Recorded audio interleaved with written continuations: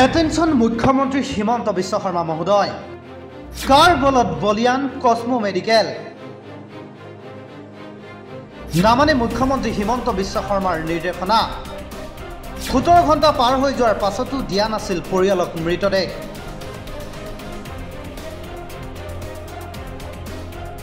মুখ্যমন্ত্ৰী হিমন্ত বিশ্ব শৰ্মাৰ নিৰ্দেশনাক চূড়ান্ত ভেঙুচালি এইখন কসমো মেডিকেলৰ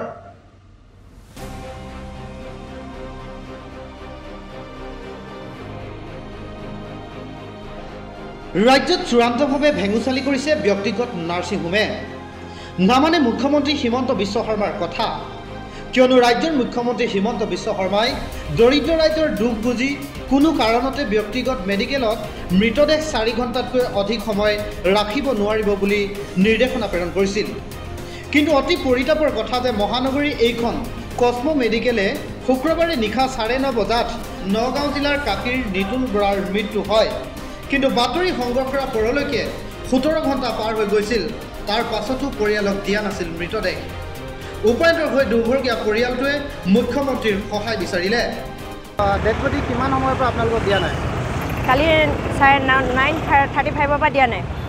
কি হৈছিল গোটেই ঘটনাটো ঘটনাটো মানে কি মানুহজনৰ এই প্লাষ্টিক এনিমিয়া হৈছিলে তাৰপিছতে মই GMCHত ভৰ্তি কৰিলোঁ তাৰ পৰা আনি পিনি ইয়াত ইমাৰ্জেঞ্চি মানে তাত ICU হেৰি নাই বেড খালী নাই কাৰণে মই ভাবিলোঁ মানুহজনক বচাবৰ কাৰণে যেনে তেনে এই প্ৰাইভেট হস্পিটেল এখনত ভৰ্তি কৰোঁ কেনেবাকৈ বা বাছেই বা সেই বুলি ভাবি মই বৃহস্পতিবাৰে ইয়াত ভৰ্তি কৰিলোঁহি ভৰ্তি কৰাত তেওঁলোকে ট্ৰিটমেণ্ট কৰিলে মেলিলে তাৰপিছতে মানুহজনে কালি ৰাতি 9:35ত ঢুকাই থাকিলে তেতিয়া তেখেতলোকে মানে পে'মেণ্টটো কৰিব পৰা নাই কাৰণে ডেড বডিটো দিয়া নাই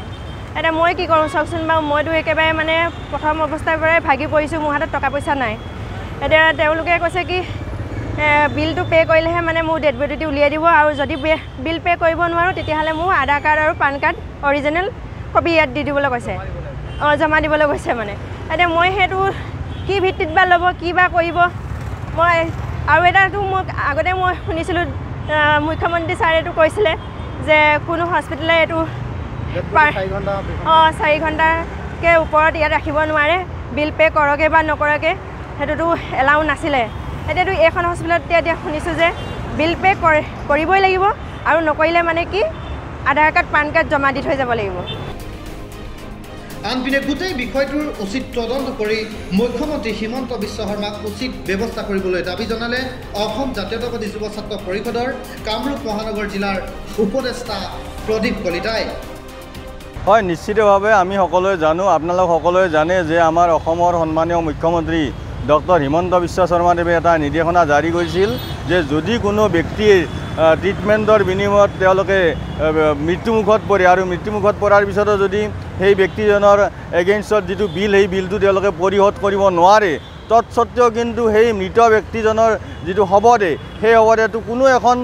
চৰকাৰীয়ে হওক বা ব্যক্তিগত হস্পিটেলেই হওক 4 ঘণ্টাতকৈ বেছি সময় তেওঁলোকে ৰাখিব নোৱাৰে কিন্তু তেনেকুৱা যি এই নিয়ম মুখ্যমন্ত্ৰীয়ে জাৰি কৰা যিটো নিয়ম সেই নিয়ম সম্পূৰ্ণভাৱে উলংঘন কৰিছে এই দিছপুৰত অৱস্থিত এই কসমো হস্পিটেল নামৰ হস্পিটেলখনে যোৱাকালি নিশা 9:30 বজাতে নিতুল বৰা নামৰ ব্যক্তিজনৰ ইয়াতে মৃত্যু হৈছে কিন্তু বৰ্তমানলৈ তেওঁলোকে ডেড বডিটো এতিয়ালৈ ওলাই দিয়া নাই যাৰ ফলত তেওঁৰ নিতুল বৰাৰ যিজন পত্নী এই পত্নীজনে চাৰিওপিনে হাবাধুৰি খাবলগীয়া এটা পৰিস্থিতিৰ সৃষ্টি হৈছে গতিকে আমি এজন সচেতন নাগৰিক হিচাপে আৰু এটা জাতীয় সংগঠনৰ এজন সদস্য হিচাপে মাননীয় মুখ্যমন্ত্ৰী মহোদয়ক আমি দাবী জনাইছোঁ আমি আহ্বান জনাইছোঁ যে আপুনি যিটো নিৰ্দেশনা জাৰি কৰিছে সেই নিৰ্দেশনাটো কাৰ্যকৰী কৰাৰ কাৰণে সকলো হস্পিটেলত আহি কিনে আপোনালোকৰ বিভাগীয় কৰ্তৃপক্ষক পঠাই কিনে এটা বিহিত ব্যৱস্থা লওক আৰু এই দুৰ্ভগীয়া এই পত্নীগৰাকীক সকাহ দিয়াৰ কাৰণে তেওঁৰ যিটো স্বামীৰ ডেড বডি সেই ডেড বডিটো অনতিপলমে এই হস্পিটেলখনৰ পৰা ৰিলিজ কৰি দিয়াৰ কাৰণে এটা ব্যৱস্থা কৰক এই মেডিকেলখনে আচলতে মুখ্যমন্ত্ৰীৰ আচলতে কোনো ধৰণৰ বক্তব্যক তেখেতলোকে গুৰুত্ব প্ৰদান নকৰে বুলি অনুভৱ কৰে নেকি হয় নিশ্চিতভাৱে তেনেকুৱা যেন অনুভৱ হৈছে যে এজন অসমৰ মুখ্যমন্ত্ৰীৰ যিটো নিৰ্দেশনা সেই নিৰ্দেশনাটো তেওঁলোকে মানি যেন লোৱা নাই তেনেকুৱা এটা আমি অনুভৱ কৰিবলৈ আমি পাইছোঁ কাৰণ যোৱা নিশা 9:30 বজাতে মৃত্যু হৈছে বৰ্তমান 2 বাজি গ'ল এতিয়ালৈ তেওঁলোকে মৃতদেহটো তেওঁলোকৰ পৰিয়ালক চমজাই দিয়া নাই গতিকে মুখ্যমন্ত্ৰীক আপোনাৰ এই গোটেই বিষয়টোকে মেডিকেলখনৰ ব্যৱস্থাটোৰ সম্পৰ্কত আপোনালোকে কেনেধৰণে বিহিত ব্যৱস্থা লোৱা বিচাৰে? হয়, আমি এই ব্যক্তিজনৰ হৈ আমি বিভাগীয় কৰ্তৃপক্ষৰ লগত যোগাযোগ কৰিছিলোঁ। যোগাযোগ কৰাতে শেহতীয়াভাৱে তেওঁলোকে কৈছে যে ডেড বডিটো তেওঁলোকে এতিয়া দিবলৈ ৰাজি হৈছে, কিন্তু তাৰ বিনিময়ত সেই নিতুল বৰা নামৰ যিজন দুৰ্ভগীয়া ব্যক্তি যাৰ মৃত্যু হৈছে সেই ব্যক্তিজনৰ পত্নীজনৰ অৰিজিনেল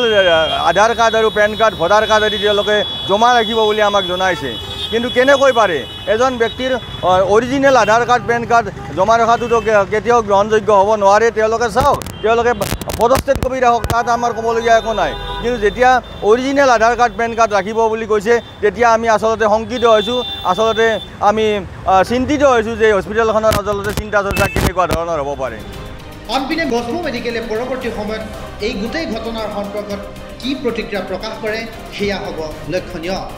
মেডিকেলখনত আচলতে ডেড বডি দিয়া নাই বুলি কৈছে, গোটেই ঘটনাটো কি হৈছে? দিয়া নাই মানে কি হৈছে, আপোনালোকৰ আমাৰ দৰিদ্ৰতাৰ নিচিনা ইমানখিনি হেৰি হৈছে, পইচা পাতি অসুবিধা হৈছে, তেওঁলোকৰ ঘৰৰ পৰিয়ালৰ কোনো অহা নাই সদস্য, ইমান দিনে ৰখা হৈছে, 2 মাহ ধৰি হস্পিটেলত এনেকৈ চিকিৎসা কৰি থকা হৈছে। এতিয়া মই এইটোৱে জনাইছোঁ যে এনেকুৱা দৰিদ্ৰতা 4 ঘণ্টা ৰখাব নোৱাৰি, সেয়াই কৰি পেলাই তেওঁলোকে আমাক ইমান দেৰিয়ে 12-13 ঘণ্টা ধৰি পেলাই ৰখাই থৈ দিছে চিকিৎসাত, কিন্তু এতিয়া আমাক পেচেণ্টজনক উলিয়াই আনিবলৈ দিয়া নাই।